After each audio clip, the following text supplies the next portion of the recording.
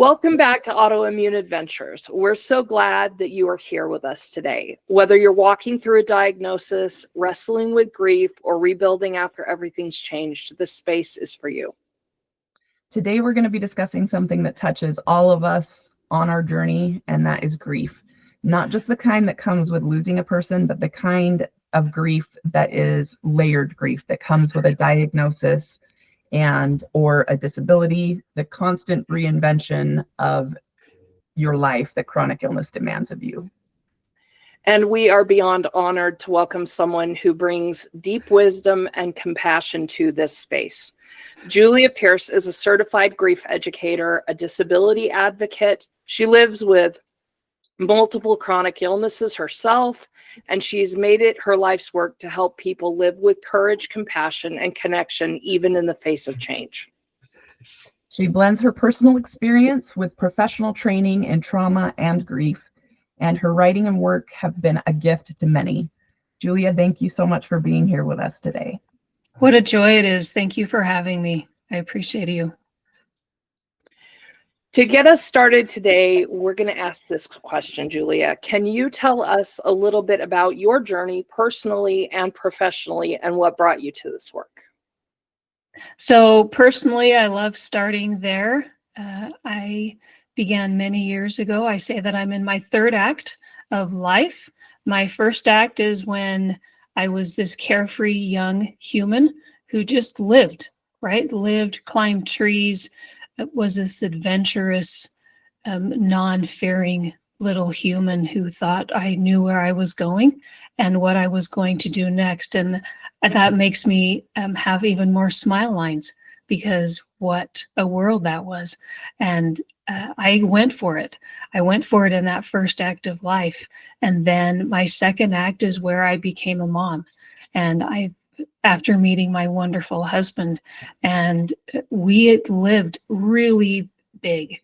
We just met the wind and flew kites and saw the grandness of the world. And then life changed for all of us as our son, who was this adventurous spirit of his own, came into an unknown illness.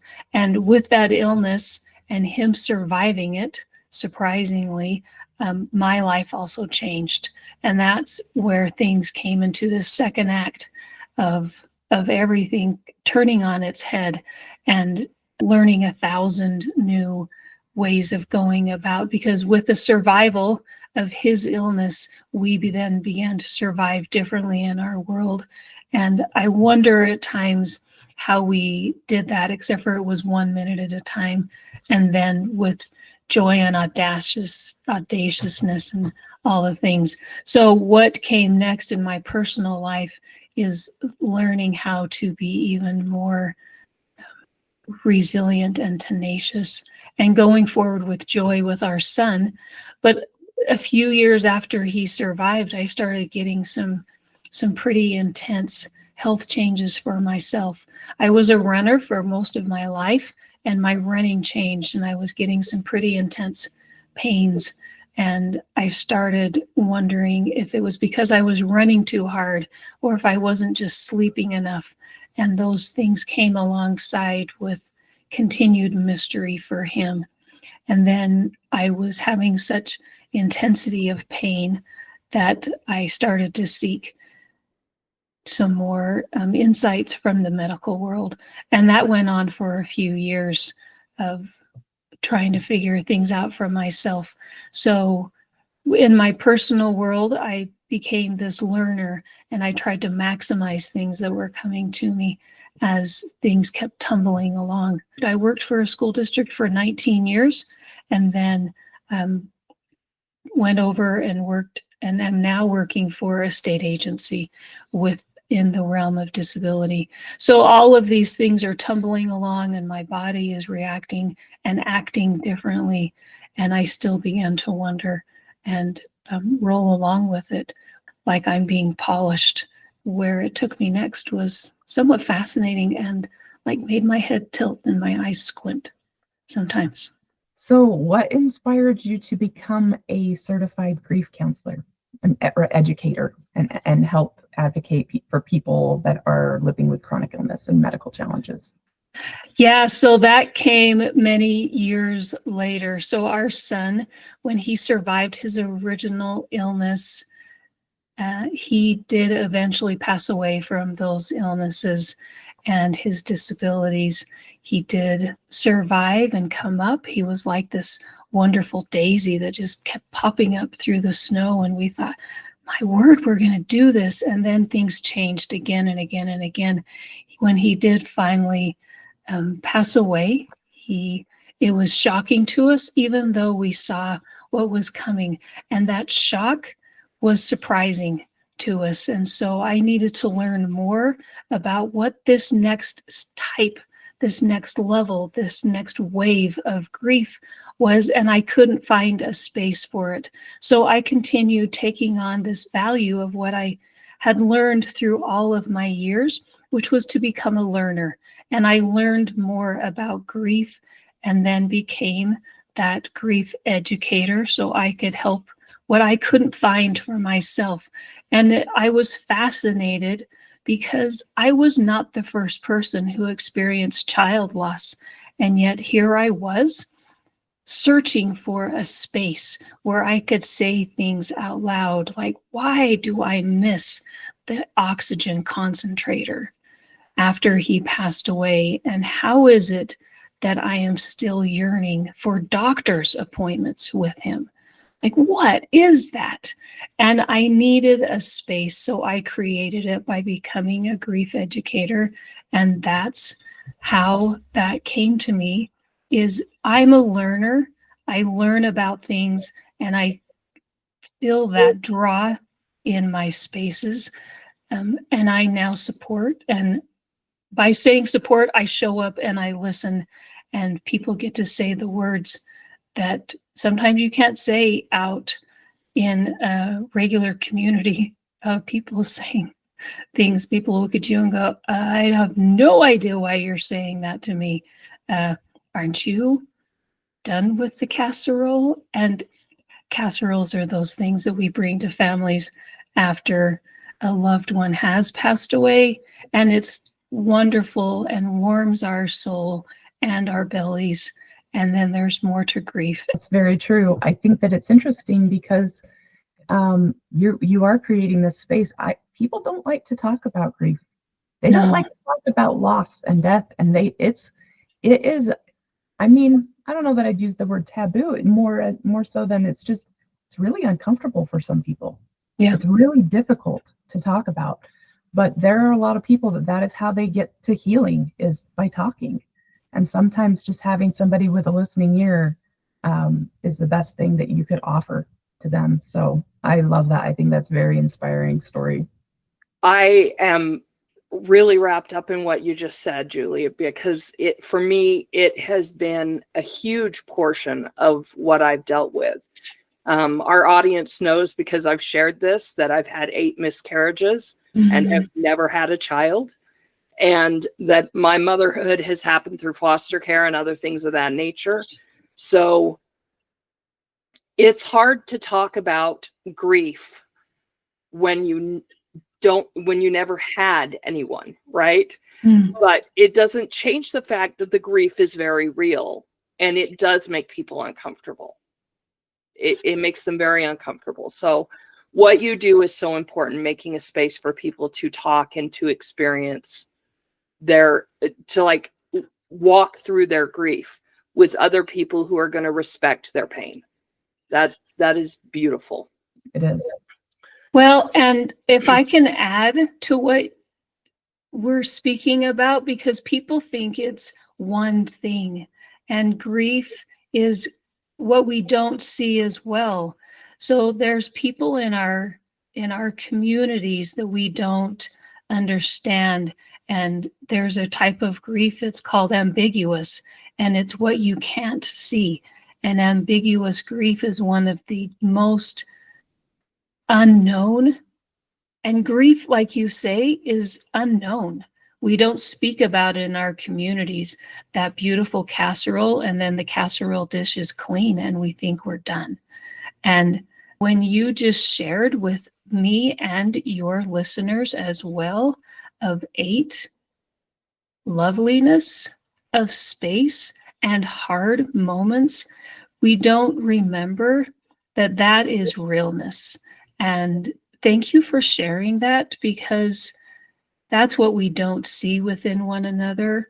I had somebody tell me yesterday that their daughter had had a miscarriage, and then they just went on quickly. And I said, I am going to pause with you now. And they said, oh, we get to pause? They said that. And I said, oh, can we pause? I am so going to sit here with you for just 2 seconds. And the whole space of them just sat in that. So this ambiguousness of what we don't see with grief is anything we've lost that we did not choose.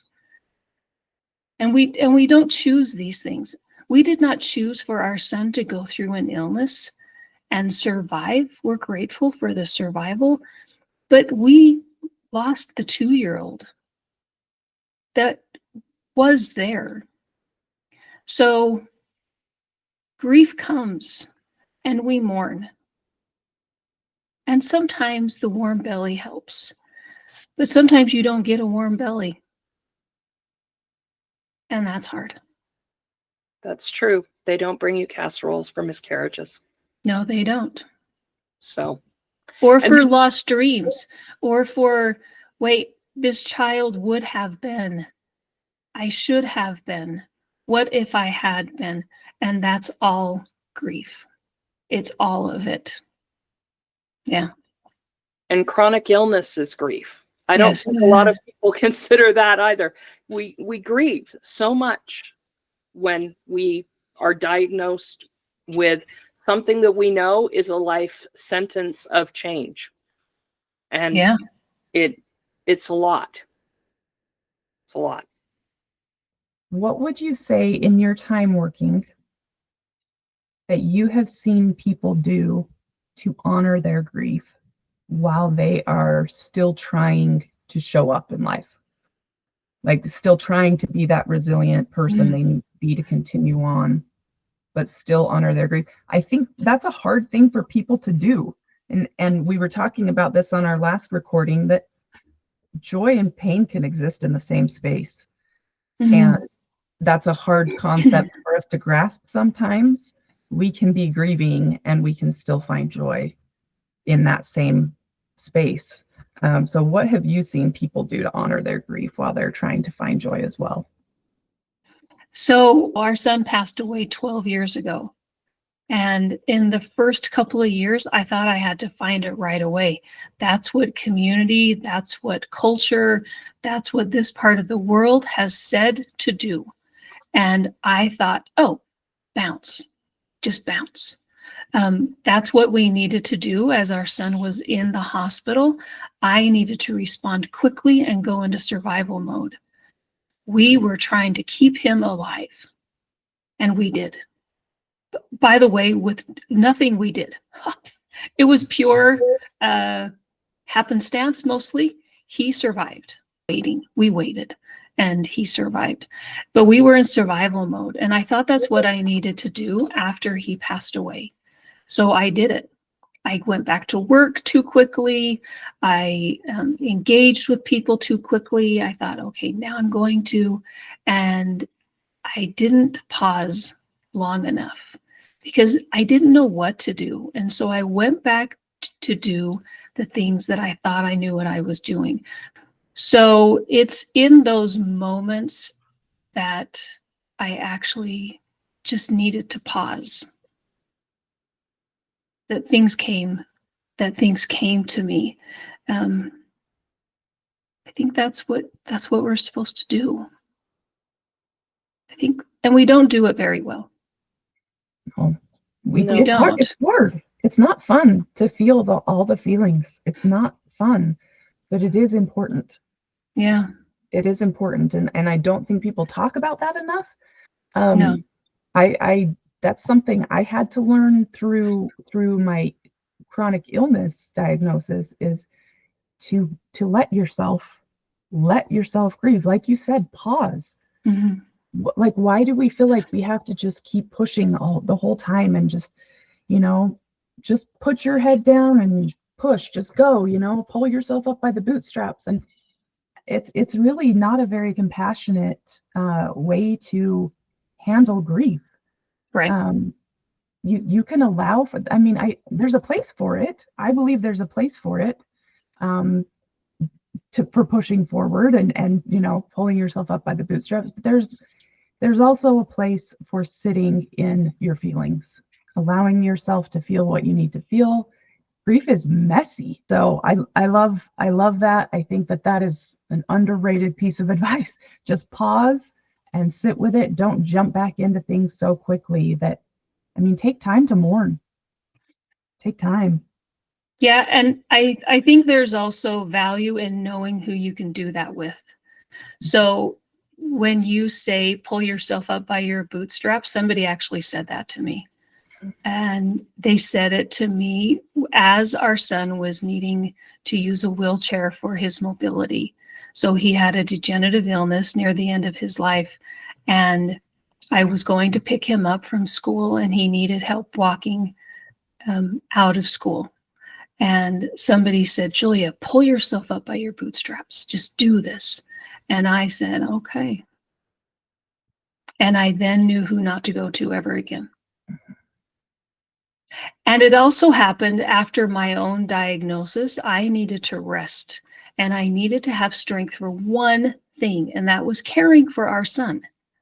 It wasn't for going out. It wasn't for attending parties. It wasn't for going to social events in my community. It was for caring for him. So if that meant I took a rest while we watched a movie, then yes, I was going to do that. And people were saying, oh, so you took a rest today, huh? With that little, well, what else did you do? And I was like, I took a rest while we watched a movie. I had one goal in mind, and that was to do what he needed. But there was always this nudge to, well, can't you just, why don't you? And it was, no, I'm going to do this. What if we were nice to each other and nice to our own self? That's also grief. That's also wishing we could do more. And then realizing I am doing more. I am. I think that is a real struggle, whether you're anything that causes grief causes a struggle within us, because the world has this expectation, our friends have this expectation. But when you have someone you've lost, they can't understand. And the same thing is true with chronic illness. If they don't have a chronic illness, they can't understand the need that we have to take a break, to pause. That our pause is not us being lazy, it's us providing a space for survival. Mm-hmm. They just may not understand that. And so medical trauma it can be many things, but I think that chronic illness is its own kind of medical trauma. So my question to you is this: if that be the case, then we feel like something from our life has been stolen. What do you tell someone in that space of dealing with a new diagnosis or dealing with what this now means for them? That's a really big question, right? I actually sat in a room with a young adult who had received a new diagnosis, and they said, hey, you've been through this. Will you come talk to them? And there were a couple of us who had been living with a few things, right? Things. And we said, sure, we're open, we can do this. And we came in and we would answer any question. And this young adult was already deciding, this is what I'm going to do. I'm just going to keep grinding. I'm going to go into it.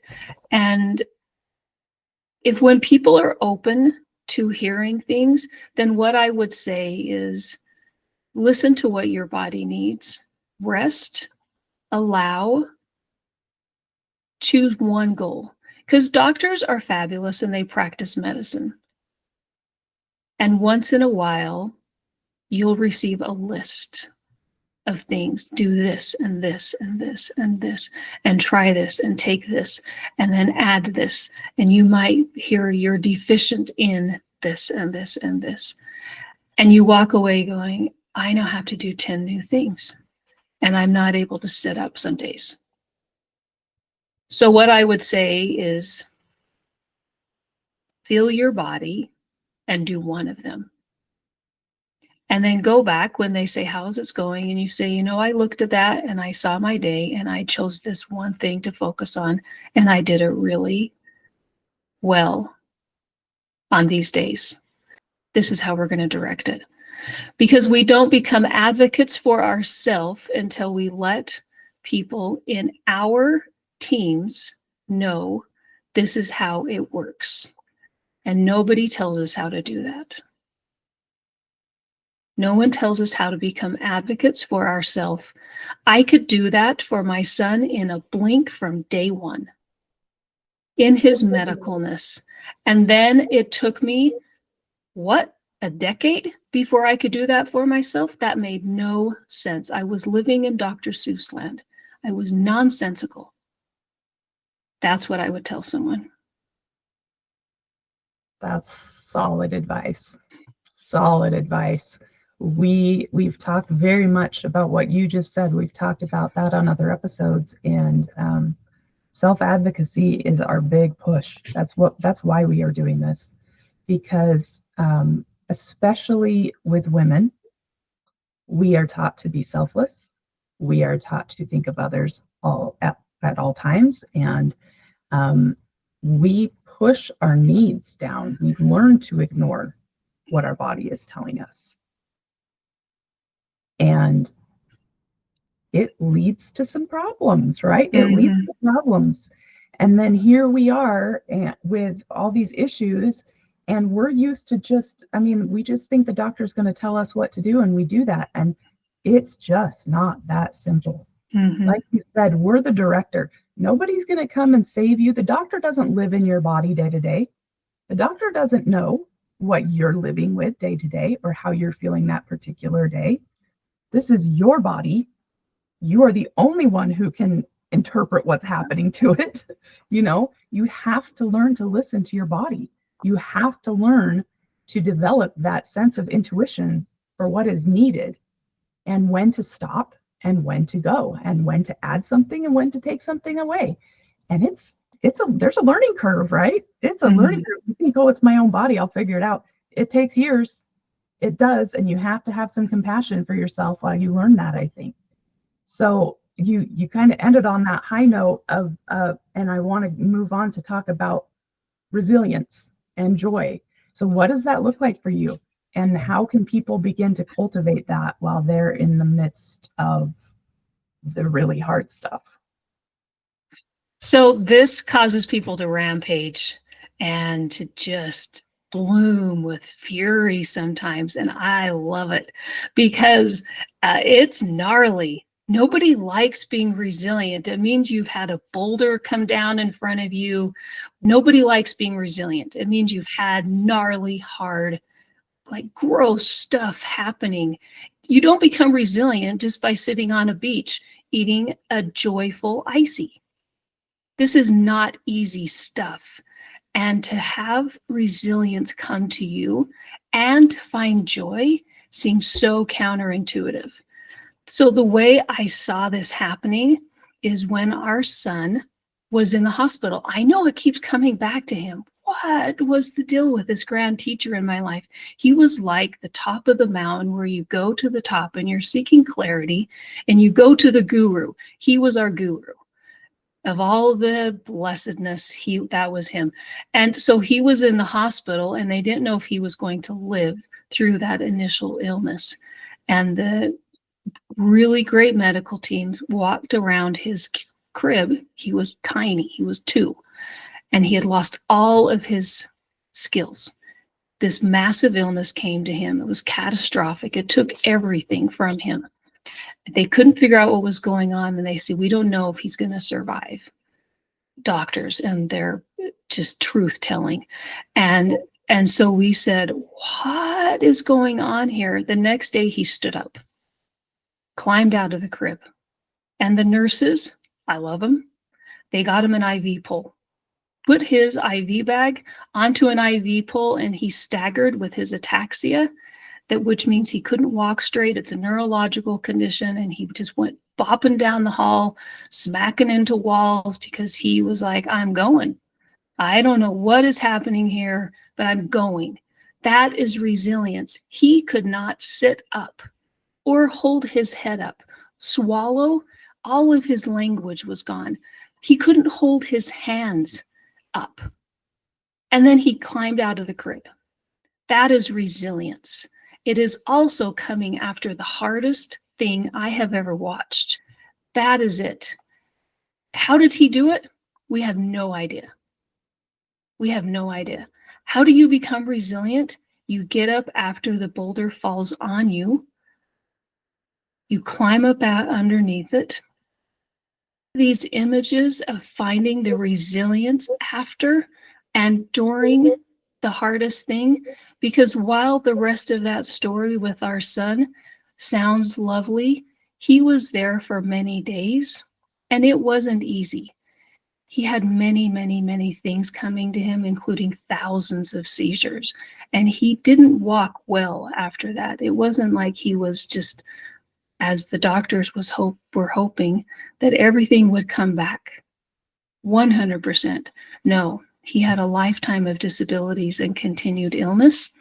And yet he always bounced. He would be in the middle of an illness that lasted 4 months in later parts of his life, and he would pop up and be like, let's go to the store and get balloons. Yes, I would be exhausted and look like I had been drugged through a puddle, and we would show up at the balloon store to get a balloon while resting in the aisle because he was so fatigued. We're getting a balloon. That is it. How do we do it now? I pull back to those memories. How did he do that? I have no idea. He was a non-speaking individual with complex, multifaceted disabilities, and I sit in wonderment. So maybe we sit in wonderment of what is happening to us and say, I have no idea what to do. I'm going to pause. There's also a saying from Mr. Rogers that says, wait. And it stands for, why am I talking? But we talk internally. It's this internal dialogue. Why am I talking? Just pause. Be still. Hold on. And I think that's part of the resilient joy that I seek, that I speak about, that I go forward with. Just stop. Like I tell my brain, stop. I think that's part of it. And none of us like it. It's not easy. It's not supposed to be.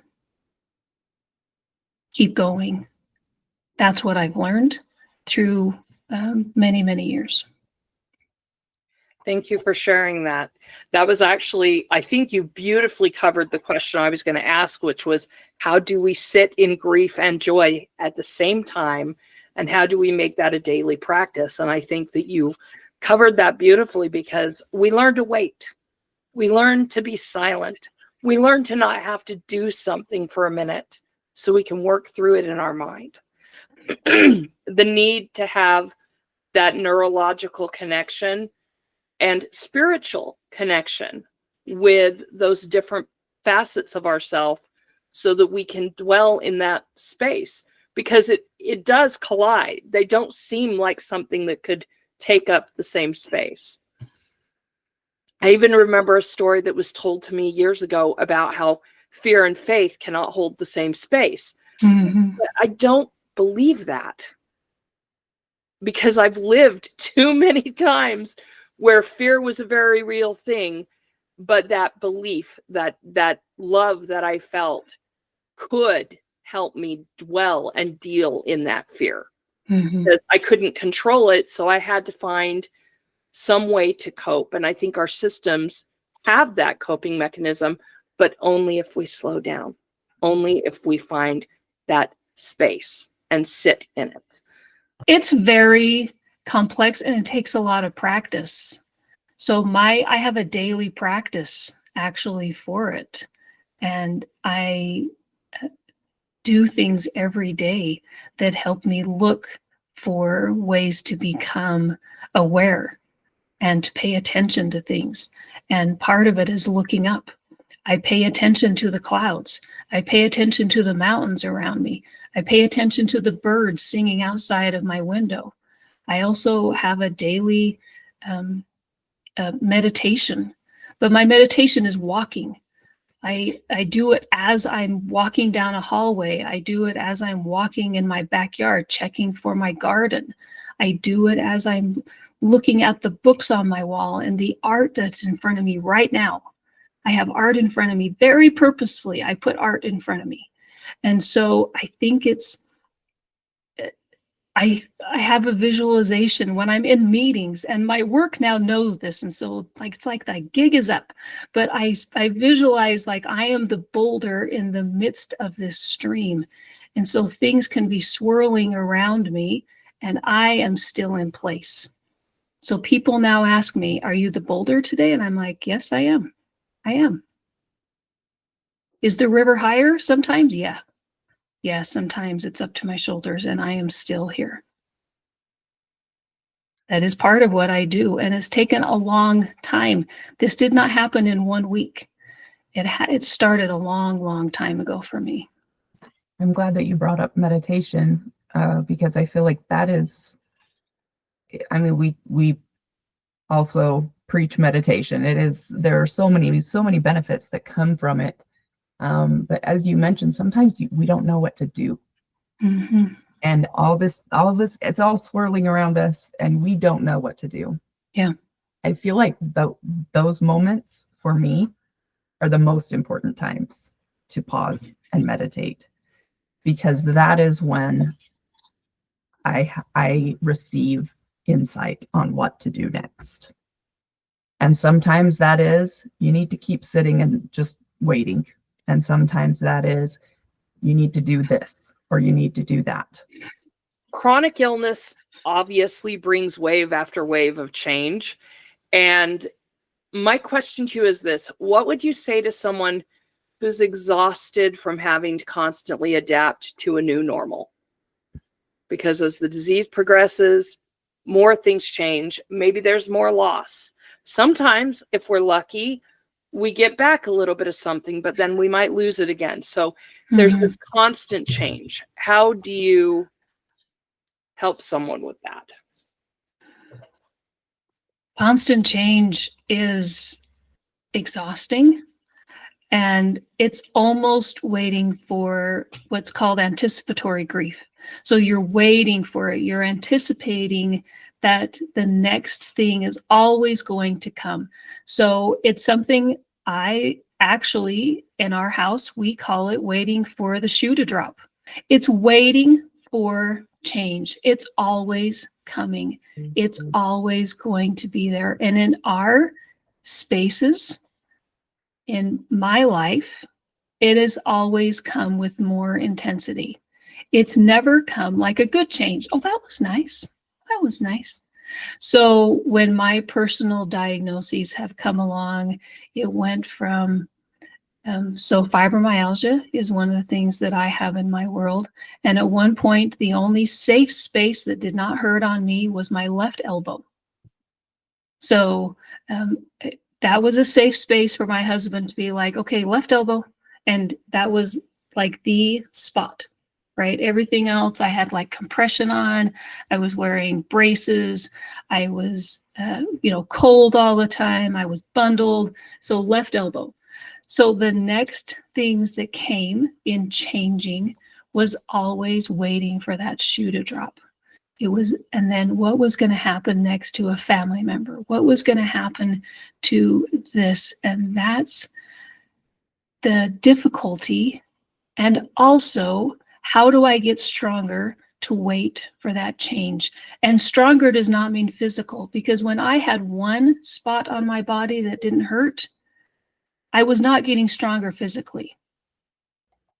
I was maintaining my mental health, that meditation, my daily practices. I was resting a lot. I was becoming who my son needed to have me become, and I was paying attention to it, so I could be ready for my next own health changes, but also his health changes. So how do we do with change? I've become a seeker of how I get stronger in paying attention, becoming aware of what I can do, and then trusting that I can do this because I have not only done it in physical, emotional, spiritual wellness, and all the things. And I personally am kind of tired of change. And which I know every time I say that, I should be finding a doorway and knocking on wood, because I have just jinxed myself by saying I'm tired of change. It's By coming. speaking it out loud, yeah. But what I hear you saying, and I really appreciate, is that in order to handle that and navigate the unknown that's coming at you with living in medical complexity land, not knowing what's coming next, is you prepare yourself to not know what's coming next. Yeah. That's how you deal with it, right? You know something is coming. You don't know when, you don't know what it's going to be, but you say, okay, these are the things I have control over. I'm going to educate myself. I'm going to practice all the things I practice to take care of my body. I can learn something from that, because it's funny, because when you mentioned cold, and you're talking the whole time, I'm like, oh, you talked about anticipatory grief. Mm-hmm. I have anticipatory grief every year when I know winter's coming. Yeah. So I grew up in Moab. It's a warm, hot place, and I live in a very cold place where it's winter half the year, and it's not easy. It's not easy living here for me. And so I've gotten better over the years to anticipate that. I know that change is coming, and I can anticipate that and prepare for it. But with medical issues, you don't always know. You don't always know what's going to send you into a flare. You don't always know when some new symptoms are going to show up out of nowhere. You don't know when you're going to have a good day. You don't know when you're going to have the energy to do this thing you've been wanting to do. So I like that you. It sounds to me like it was like a mindset. It's a mindset shift, right? You just have to say, okay, I know it's coming. I don't know what it is that's coming, but I know something's coming. I'm going to be ready for it. And that was a big shift for me, as I was first in this realm of not only being ready for what came next with our son, but I was also seeking joy in not what was happening with him, but what he brought to his essence and what I could still do. So if I was exhausted at the end of a day, we could still laugh. And while he was at end of life, he was still teaching me, Mom, come on, Mom. And I was like, okay, seriously, he's the one teaching me? That was embarrassing. And also so extraordinary. So what is it that it has taught? 1,000 things. And I will learn it differently every single time. Learn it and learned it. He's still present, and I am still reaching. That's it. That's it. I love that so much. I think that we have to, within our grief, find a sense of not just acceptance, but we have to embrace a sense of worthiness, that we are worthy of joy, that we really are worthy. And that's something that I don't think a lot of people realize. When you're in grief, you can search for beautiful things. There are always flowers in the snow. There always are. You just have to be willing to look for them. So we talk a lot about worthiness on our podcast. Can you speak to the connection between disability, dignity, and self-worth? Because I think there's a lot that could be said there. So this one makes me breathe super intensely because not everybody feels like disability is worthy, right? We disvalue disability. It's really important for us to know that there is worth of an individual because they're here. We don't have to do anything more than to be. Like, that's it. And so having that awareness, we don't have to do more because.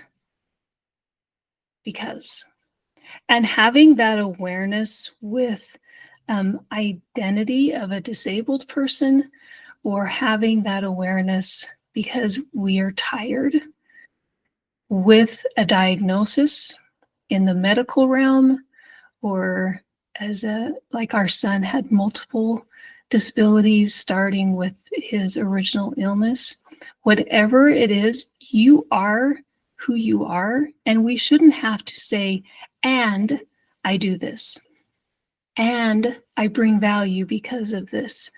And I think that's another realm of self-advocacy and being an advocate that we can have alongside of folks. And I watched this happen within our son, and I went within his stride. He led us from the moment he stood up again in his crib, from the moment he survived. And it was so easy to do it with him because he had it in his breath in, breath out, which is a technique in breathing. Breathe in, breathe out, of finding our calm. So part of what that can kind of look like is doing it. And I say that with such audacity, and people are going to be like, but tell me. It's showing up and saying, this is how it looks like for me. This is what it can become and why it's important for me. Not because I'm trying to tell you it's important for me to exist, but because this is important for me, or a person who I'm alongside, or finding a reason for them to have an autonomous space, meaning control, and to be determined for their own selves. That's called self-determination. I like to be self-determined, and so do others around me, and so did our son. He could do it within a blink of an eye, and also using 7 different kind of communication devices. So how do we do it within a disability realm? Whatever you say a disability is, there's definitions, and then whatever that means for an individual. All of it is here and legit and powerful. And it brings all of us into a realm that can be moving forward together, because we all are here. We all are here, every part of us. And any one of us can become disabled in the blink of an eye. And if you live long enough, yeah. Mm-hmm. Yeah. And I don't think people really think about that when they think disabled. No. I mean, they think a lot of different things, but I don't think anybody realizes that if it's just that fast, something can happen and you might be the next disabled person you know. And it does not change your value. It doesn't change your worth. No. And it doesn't change your ability to find joy in life either. No. So so we usually like to close up by asking our guests, if you could talk to somebody who's been newly diagnosed with a life-changing illness that is feeling completely lost, what would you say to them? What would you want them to know? So I go back to that beginning step for me, and it was a long time ago, right? It feels forever when I let people know how long ago. They're like, wait, did you have phones? And I'm like, oh, look how cute you are. That's nice. Yes, we had phones. What I would say is, please find somebody who can listen to you. And sometimes there's not a fix. People look for a fix now. Sometimes there's not a fix. You don't need to be fixed. And know that if you need to say something, please say it out loud and ask your questions. It is okay to find spaces where the feelings, the perplexion, the having all of the things that are coming to you and saying, I don't know if that's right for me. It is okay to have all of that coming to you and then choose one thing to try, to consider, to learn more about. And then rest when you need to. Do that pause. It's the beginning of things. It's the beginning. I love that. All right. On the opposite side of the coin, what can loved ones, friends, family members, caregivers do to support someone navigating medical issues and grief? Listen to them. If they say this is not working, then trust them. Don't say, oh, can you give it a little bit more time? How about, did you do it enough times today? And the phrase, at least you don't have it as bad as, a phrase that starts with at least should not be said in any situation, including when somebody is saying, wow, that was hard to hear. And the phrase at least, bringing up somebody else you know, gives them the cue that you are not the person that they can come to. And they won't. They will find somebody else. And they might be super kind and nod their head, but you won't be the one. And that's hard. That's hard. That's what people around can listen and let them talk. Let people talk. Or not. Oh my gosh, or not. Yeah. And finally, what would you say living fully means to you today? Living fully has come hard fought for me. And I somewhat hold that close to me because of how it's come. So to me, living fully means asking the question of, so what am I going to do? And that looks different almost every day. But what am I going to do came after our son passed away, and somebody came to me who had worked with him and said, I don't know what to do anymore. If Dallin's not here, that's our son's name. If Dallin's not here, then I don't know how to move forward. And what a tender thing, a tender, kind thing to show the worth of somebody. We're going back to worth, because he had such an impact on the universe.